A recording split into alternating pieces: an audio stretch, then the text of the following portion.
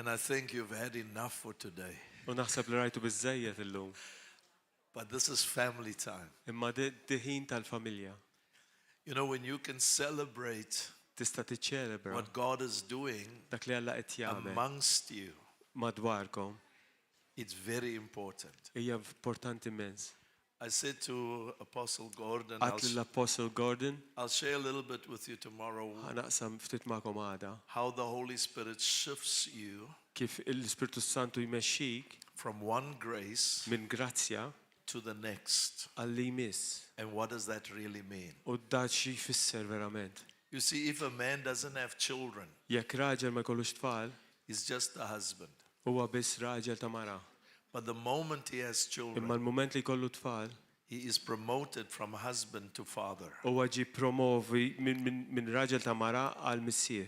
And if he is not received as a father, U jekk ma jiġix riċevut bħala missier, his sons will never live in the blessing of husband u lidu qatt ma jitilgħu fi preżenza ta' raġel. because he needs to father the children. Għax hu hemm bżonn li jkun missier għal dawk it-tfal. And that also comes with a lot of challenges. U dik tiġi b'ħafna ukoll sfidi.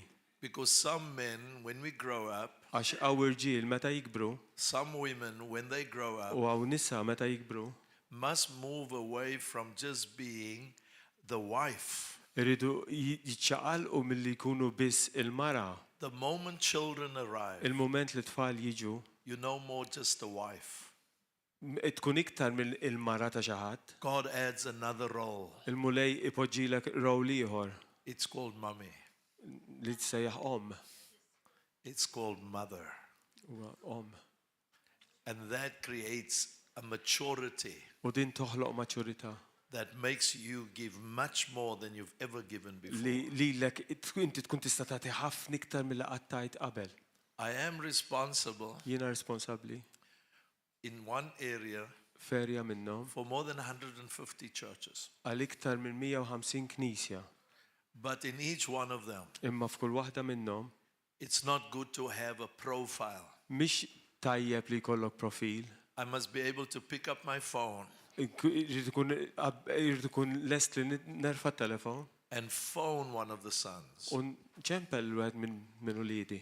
because we are interested in the welfare of your family. Għax aħna interessati fl-affarijiet tal-familja A tagħna. father is about family. Il-missier huwa fuq il-familja. That's why heaven's model is father and son. Għalhekk il-mudell tal-sismewiet huwa missier u liben. That does not exclude women. U dik ma teskludix in-nisa.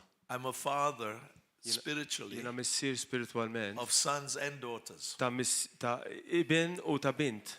When I do come again, Meta nerġa' niġi, I'll bring them with. nġibhom miegħi. Amen. From the worship team to the Amen. ministry, we'll just come and enjoy. Sa our ġib time il-kulħadd with you. miegħu next time jiġi. Really? Yes, we'll hold you to it. The Bible, Il-Bibja, I said it to Apostle Gordon today. illum qatt dan id-diskors lil Apostle Gordon. I know you're going to get used to the terminology. Naf li għadkom ma drajtu wiex di terminology. I said to him, no matter if it's myself Ma importax hekk hux jien, or any other man of God jew raġel ieħor tal-law minnu that comes to the house li jiġi f'din id-dar and there is an ordination or a commissioning, u hemm bħala ordinazzjoni kif għandna kif rajna, you don't let me speak in the ordination tħallix lili nitkellem fl-ordinazzjoni. because the son must capture the DNA of the father of Għax this liben house. irid jaqbad id-DNA tal-missier ta' din id-dar. Because we leave the house, Għax aħna nitilqu. but he stays here in the house. Immu jiqpaw fid-dar. Is that okay? Do we Okay? understand that? Tifhmu għadi? Because if that does not happen, Għax jekk dan ma jiġrix, when there's conflict, meta jkun hemm konflitt, the son will always say, liben dejjem jgħid, but that's what Apostle Neville said. imma dak li qal l-Apostlu Neville, No, what I see my father do, le, li nar l-missieri jagħmel, that's the principle. dak hu l-prinċipju. And then to the church, U mbagħad lill-Knisja. when in your own home, Meta inti qiegħed f'darek, if you rebuke your own child jekk inti in your house, ċċanfar lil libnek jew l-bintek fil-dar tiegħek, they don't get upset and go and sleep next door. huma mhux se jitilqu jmorru jorqdu għand il-ġar, But in the church, imma fil-knejjes the father rebukes the son or daughter, il-missier jiċċanfar l-iben jew l-bint then they leave the church. u ma jitilqu mill-knisja. What kind of family is that? X'dik x'familja hi l-aħwa. But to Dwayne Imma lil Dwayne and to yourselves as pillars in the faith, Mario, u lilkom pilastri tal-fidi tal-knisja, servants, għaddejja sons and daughters who serve, u liet subin u bniet li jaqdu. get closer to royalty. U iktar viċin lej il-royaltà. It is the person who cleans up the room of the king, Huwa dak il-persuna li jnaddaf il-kamra tar-re. who knows what kind of toothbrush the king uses. Jaf x'tip ta' toothbrush juża r-re. It's the servant in the bedroom of the king Dak il-qaddej fil-kamra tas-sodda tar-re that makes up the bed of the king, li jagħmel is-sodda tar-re, who knows what the king looks like in the morning. jaf kif il-re jidher kif filgħodu. Servants get closer to royalty. Għaddejjers u viċin iktar lej il-renju. That is why I still serve people up till today. Għalhekk jiena llum għadni naqdi nies. If you're to ask me what is the center of my life, Jekk tistaqsini x'inhu ċ-ċentru ta' ħajti, I would possibly say Jesus. possibbli ngħidlek li Ġesu. But if you're to ask God what is the center of his life, Imma jekk tistaqsi l-Alla x'inhu ċ-ċentru ta' ħajtu, he would say people. u jgħidlek in-nies. His mind is full of you. Amen. Moħħu fina. So if I have to say to God, my center is people, Għalhekk jekk jiena ngħid lill-Alla li ċ-ċentru tiegħi hu n-nies, even Jesus will say amen. anke Ġesu jgħid amen. Now, my dear friend, Issa, ħabib tiegħi. Aziz. I said a couple of things last night, Il-bira flaxija tilkom żewġ affarijiet. and how many of you know the worship tonight was at another level? U kemm hawn minnkom li tafu li l-worship il-lejla kien f'livell Can we give the differenti. Holy Ghost a hand Halleluja. of praise? And it's wonderful U kienet xi ħaġa meraviljuża to see the heart of the family tonight. biex rajt il-qalb tal-familja l-lejla. I heard one sound in the worship. Smajt diska waħda fil-worship. Hail, hail, Lion of Judah, let the lion roar. Hail, hail, Lion of Judah, let the lion roar. Just hold it. Now, you see, lions are in Africa. Il-miljoni qegħdin fl-Afrika. When I listen to the guys, especially when I'm either in the States, in the United States, Meta nisma' dan, speċjalment meta nkun l-Amerika. I know the guys wrote the song there. Naf daw id-nies li kitbuha dis-song. But you can't sing like, Imma ma tistax kanta bħal it's not African. dik mhux African. When you come to Africa, Meta tiġu l-Afrika, it sounds like this. hekk tinstema'. Hail, hail, Lion of Judah, let the lion roar, roar. Because the lion doesn't get up in the morning like a lamb. Għax li l-jum ma jqumx fil-għodu bħal ħaruf. He doesn't go like, roar. Ma jagħmilx hekk bil-mod meta It's like a little cat. bħal qattu żgħir. It's roar, Lil-jum. roar, roar. Hail, hail, Lion of Judah, let the lion roar. Come on, here we go, one more time. Ejja nerġgħu nagħmluha.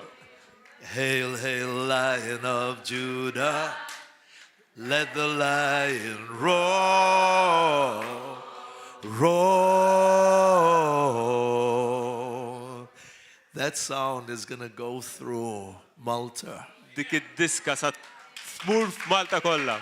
Now, I'll do this tomorrow morning. There were 3 boys on the platform last night. Issa dina mill-għada fil-ħodu kien il-bira flaxija tella 3 subina hawnhekk.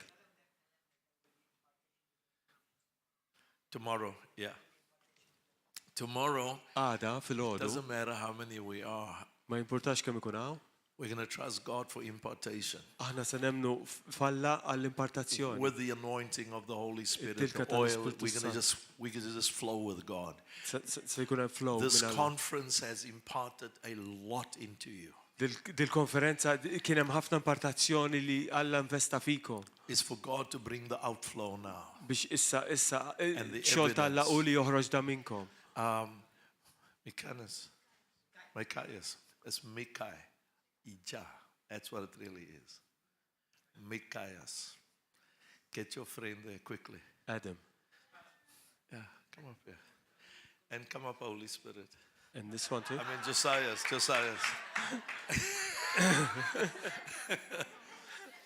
Church, tomorrow, I want you to go home tonight. Għada, il-lejla rridkom morru dar. I'm going to end here with these 3 boys. Ħan nispiċċa b'daw 3 titfal. I want you to go home tonight Il-lejla rridkom morru dar. and seriously consider U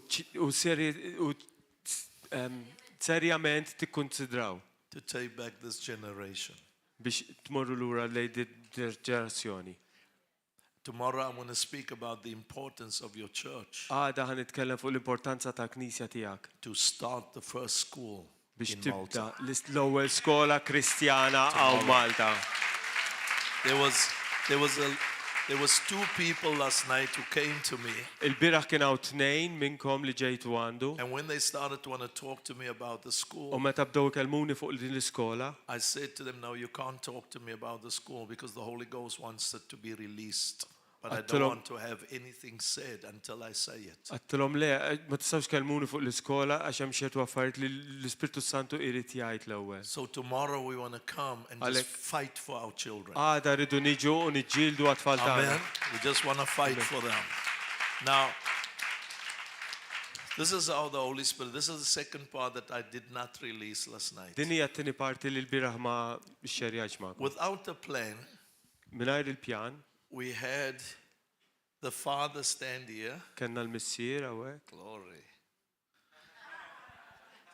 And the son stand here. Liben Glory. kien hawn And the Holy u Spirit. l-Ispirtu Sant. Il-ħamima għallek. Now, the word of knowledge in me works with the names of people. Issa l-kelma tal-arfin ġo fija taħdem bismijiet ta' nies. Because inside the name is your destiny. Għax ġo l-ismijiet hemm id-destin. That's why God calls you by name. Għalhekk Alla jsejjaħlek b'isem. And if you understood what the name is, you would be less worried about what other people think. U jekk tifhem x'inhu l-isem ma tinkwetax fuq x'jgħidu jew xi